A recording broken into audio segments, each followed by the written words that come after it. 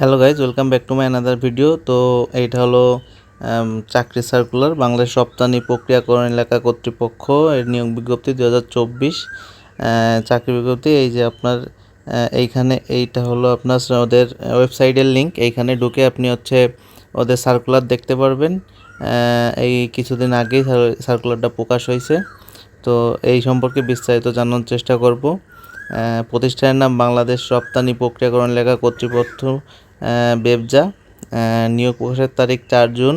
চলমান নিয়োগ একটি, পদ সংখ্যা 9 জন, বয়সীমা 18 থেকে 30, শিক্ষাগত যোগ্যতা অষ্টম এসএসসি, এসএসসি স্নাতক পাস, চাকরির ধরন সরকারি। ওদের অফিসিয়াল ওয়েবসাইট হচ্ছে এটা, এখান থেকে আপনি ওদের সার্কুলারটা নামাইতে পারবেন। তাছাড়া আমাদের ভিডিওতেও সার্কুলার আছে, এটা স্ক্রিনশট দিয়ে রাখতে পারেন। আবেদন শুরুর তারিখ অলরেডি শুরু হয়ে গেছে। আবেদন শেষ তারিখ 1 জুলাই 2024। আবেদনের মাধ্যম হচ্ছে অনলাইন। আবেদনের ঠিকানা এটা বেবজায় টেলিটক.com.bd, এইখানে ঢুকে আবেদন করতে হবে। নিয়োগের সূত্র হচ্ছে বাংলাদেশ প্রতিদিন। তারপরে আপনি এই যে আছে সার্কুলারটা, এটা স্ক্রিনশট দিয়ে রাখেন। তো স্ক্রিনশট দিয়ে রাখলে আপনার আবেদন করতে সুবিধা হবে।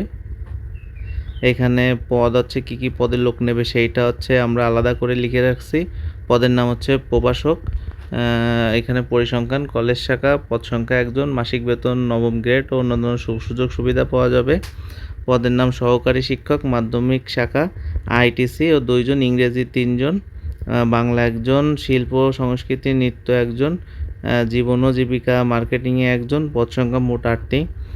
মাসিক বেতন স্কেল শিক্ষা প্রশিক্ষণ ধরেও 10ম গ্রেড শিক্ষা প্রশিক্ষণ বিহিত 11তম গ্রেড এবং অন্যান্য সুযোগ সুবিধা পাওয়া যাবে। তারপরে এটা হচ্ছে পাবলিক স্কুল অ্যান্ড কলেজের নিয়োগ পদ্ধতি, মানে কোনভাবে আপনি আবেদন করবেন সেটা এখানে বলা হয়েছে।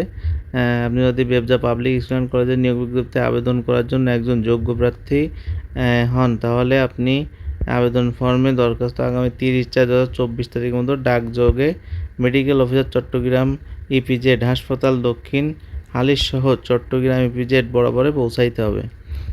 আবেদনের শেষ সময় 1 জুলাই 2024। তো আপনি যদি বিডি জবস কর্নারে নতুন হয়ে থাকেন, অবশ্যই আমাদের চ্যানেলটি সাবস্ক্রাইব করবেন এবং আমাদের পাশে থাকবেন। ধন্যবাদ, সবাই ভালো থাকবেন।